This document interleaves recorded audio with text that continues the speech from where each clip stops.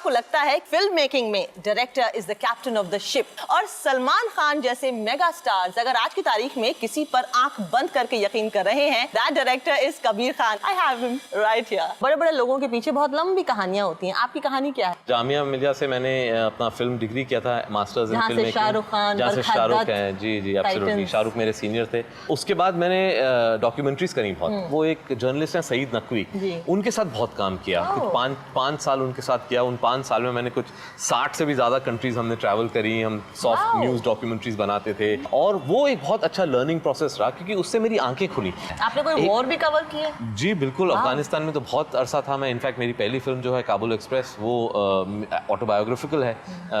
उस टाइम मैं डॉक्यूमेंट्रीज बना रहा था, और जब डॉक्यूमेंट्री के साथ साथ जो मेरे एक्सपीरियंसेस हो रहे थे वो मैंने एज अ स्क्रिप्ट मैंने लिखता गया। जिस तरीके से वो हेलीकॉप्टर से कूद के काबुल में पहुंचते हैं, बिल्कुल वैसे ही मैं और मेरे दोस्त राजन जो हैं काबुल में लैंड किए थे। बिकॉज हम कोशिश कर रहे थे, हमें पाकिस्तान का वीज़ा नहीं मिलता था, तो हम गए थे ताजिकिस्तान, और ताजिकिस्तान से एंटर करने की कोशिश कर रहे थे। जब 15 दिन हो गए थे तो हमें पता चला एक रशियन मिलिट्री हेलीकॉप्टर जा रहा है अफगानिस्तान मेडिकल सप्लाईज लेके। हम वहाँ पहुँच गए और हमने देखा यार ये चॉपर हमें ले जाए तो मतलब हम कुछ भी कर सकते हैं। तो रशियन पायलट को हम थोड़े से कोने में ले गए और $2000 दिए उसे। उसने हमें छुपाया अपने चॉपर में, मेडिसिन के बीच में छुपा दिया और उड़ गया कहीं पहाड़ों में, बिल्कुल काबुल के बाहर, हर तरफ पहाड़।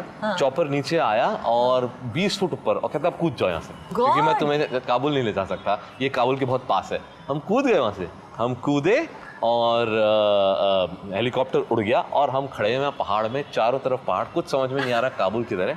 और एक आदमी दिखाई दिया दूर से हमारी तरफ आता हुआ, जैसे वो पास आया हमें दिखाई दिया, कुछ कम से कम 6 फीट 4 इंच का होगा, हाथ में कलाशनिकोव।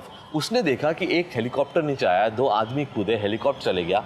उसको समझ में नहीं आया क्या, वो गुस्से से आ रहा था, हाथ में उसके कलाशनिकोव गन, और कुछ बोल रहा था दरी में।